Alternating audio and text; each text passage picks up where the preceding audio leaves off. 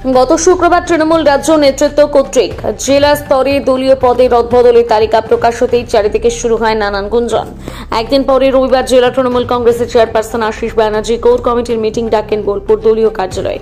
এই প্রসঙ্গে চলছে নানান কথা। বিশেষ করে জেলা তৃণমূল কংগ্রেস সভাপতি অনুব্রত মণ্ডলের পদ চলে যাওয়ায় কৌতূহল বেড়ে যায় নানান মহলে। 2026-এর বিধানসভা নির্বাচনে কোর কমিটি দ্বারা পরিচালিত হবে। পূর্ব ঘোষিত কর্মসূচি অনুযায়ী 3টি মহকুমায় মহামিছিল অনুষ্ঠিত হবে। প্রতি মাসে 2বার কোর কমিটির মিটিং অনুষ্ঠিত হবে। এরূপ একগুচ্ছ সিদ্ধান্ত গৃহীত হয় রবিবার বোলপুর তৃণমূল কার্যালয়ে অনুষ্ঠিত কোর কমিটির মিটিং থেকে। দীর্ঘদিন কোর কমিটির মিটিং না হওয়া নিয়ে সদস্যদের মধ্যে তিক্ততার পরিবেশ সৃষ্টি হয়। প্রায় 2 মাস পর রবিবার কোর কমিটির মিটিং অনুষ্ঠিত হয়। এতে অনেক মনোমালিন্যের অবসান ঘটে। অভিষেক বন্দ্যোপাধ্যায় বীরভূমের কোর কমিটির মিটিং সম্পর্কে মতামত ব্যক্ত করেন। দলের নির্দেশ অনুযায়ী জেলা স্তরে রদবদল ঘটেছে। অনুব্রত মণ্ডল কোর কমিটির সদস্য। গতকাল কোর কমিটির মিটিংয়ে ছিলেন। দলের মধ্যে যাদের পারফরমেন্স ভালো তাদের সেইভাবে সম্মান দেওয়া হয়।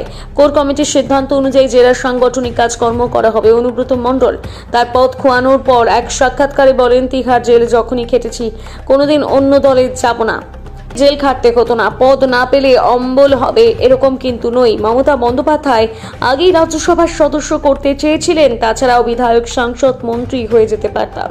মুখ্যমন্ত্রী আজও আমার কাছে শেষ কথা, পদ আমার কাছে বড় নয়, মানুষের পাশে থাকতে পারাটাই আমার আনন্দ। অন্যদিকে রাজ্যের বিরোধী দলনেতা শুভেন্দু অধিকারী ছোট মুখ্যমন্ত্রী বলে অনুব্রত মণ্ডলকে কটাক্ষ করেন। যার মাথায় মুখ্যমন্ত্রীর হাত থাকে সেক্ষেত্রে বলার কিছু নেই। বালি, কয়লা, পাথর তোলাবাজি নিয়ে এদের কাজকর্ম। হ্যাঁ, কথা হয়েছিল যে তুমি তোমার যে আগেকার প্রোগ্রাম আছে সব প্রোগ্রামই হবে, আর আমাকে বলেছিল তুমি কোর কমিটির মিটিং ডাকো। আমি বলেছি না, আমি ডাকবো না, আশিস দা আছে, আশিস দা সবাই শুনেছে, অসুবিধা কি আছে? তাই কেউ বলছে নলাটি, তুই কোন চ্যানেল? তুমি তো ভুলভাল বলো, তুমি তো কিছু জানোই না, তোমাকে উত্তর দেবো কেন? না, তাহলে নলাটি তো নয়, তাহলে নলাটি বললে কেন? না, নলাটি নয়, না নলাটি নয়, মারগ্রাম। কথাবার্তা ঠিক করে, আসন বিধানসভা। না, আমি আজকেই শুনেছি, আমি কাল শুনিনি, আজকেই শুনেছি। যারা গিয়েছে তারা ঘুরে আসে। দলের পলিসি তো সাংবাদিকদের বলা যায় না ভাই, তুমি একটা বড় চ্যানেলের সাংবাদিক, দলের পলিসি তো বলা যায় না।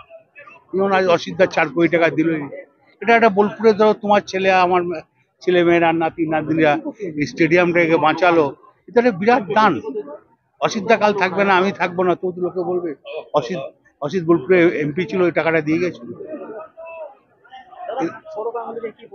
সৌরভ গাঙ্গুলিকে বলা একটা কোচিং করার জন্য বলবো, কোচিংটা ভালো জিনিস বাচ্চাদের, সেটা রাজি হলো। এবং আমি বললাম অসিদ্ধা যেমন এই এখানে 4 কোটি দিল, আরো 4-5 কোটি টাকা, আমি ডাইরেক্ট যেখানে কথা বলার কথা বলছি, কোথায় কথা বলে সেটা আমি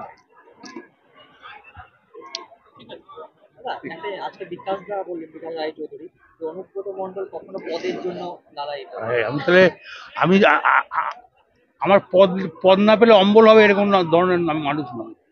আমার তো মমতা ব্যানার্জি রাজ্যসভার মেম্বার করতে চেয়েছিল, তখনই হয়ে যেত। আমি হলে তো অনেক আগে এমএলএ, এমপি, মন্ত্রী সবই হয়ে যেত। পদের ময় আমি করি না, আর পদ নিয়ে আমি চিন্তা ভাবনা করি না। মানুষ সঙ্গে থাকতে পারলি, মানুষের পাশে থাকলি, সেটাই আমার কাজ। আর মমতা ব্যানার্জি যা বলবে তাই করবো। জেল যখন খেটেছি তখন কোনোদিনই অন্য দলে যাব না, তাহলে অন্য দলে গিয়ে তাহলে জেল কাটতে হতো না।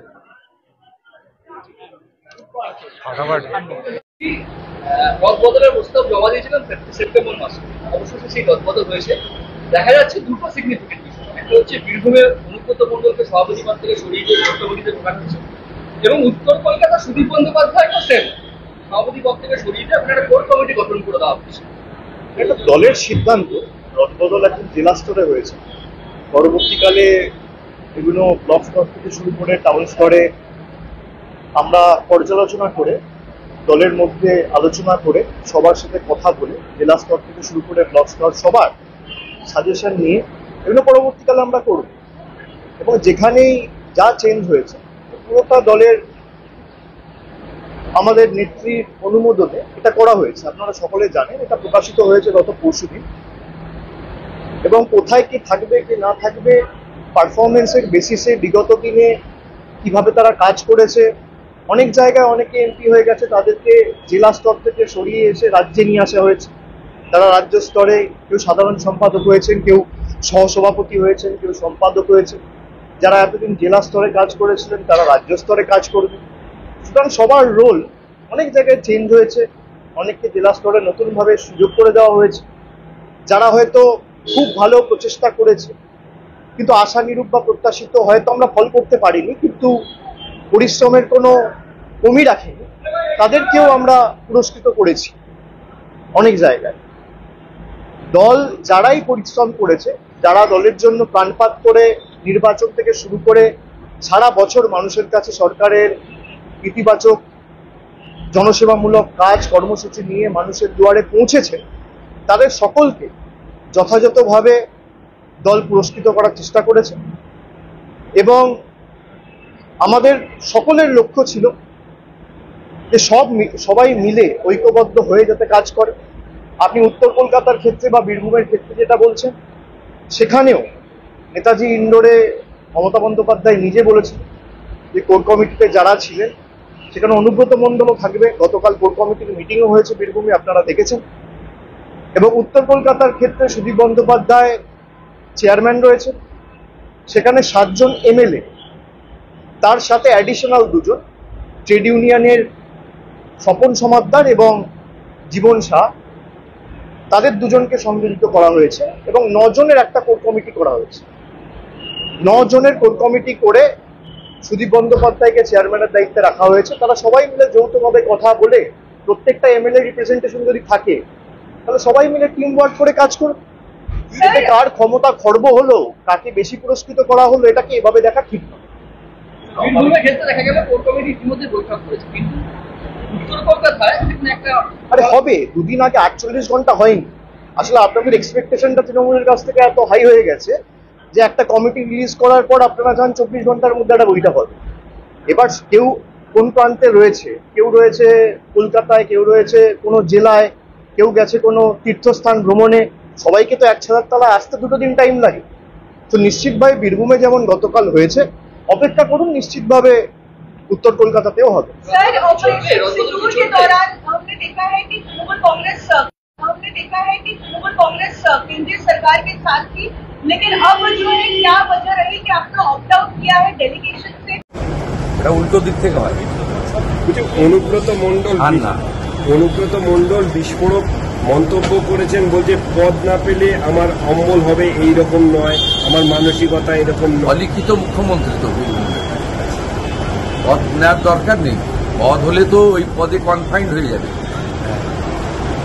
পাথর বালি গরু, জেলা পরিষদ, পৌরসভা, 100 দিনের কাজ, আবাস, রাস্তা থেকে তোলা সবকিছুতেই থাকতে পারবে যদি ধরুন চন্দ্রনাথ সিনহাকে একটা পার্টিকুলার দপ্তর দিয়েছে, তার বাইরে তো তার যাওয়ার সুযোগ নেই। রানা অভিজিৎ সিনহার লাভপুরের বাইরে তার যাওয়ার সুযোগ নেই। কাজল শেখের জেলা পরিষদের বাইরে ঢোকার সুযোগ নেই। সব জায়গায় ঢোকার জন্য মিসলেনিয়াস যে স্কোপ, সেই স্কোপটা থাকে তখনই যখন মমতা ব্যানার্জির আশীর্বাদটা তার মাথায় থাকে। মমতা ব্যানার্জি ওখানে অন্তত 20টা প্রশাসনিক সভায় ডিএমএসপিদের বলেছে দেশটা যা বলবে শুনবে, দেশটা অসুস্থ, মাথায় অক্সিজেন কম যায়, অতএব পদ নেওয়ার দরকার নেই।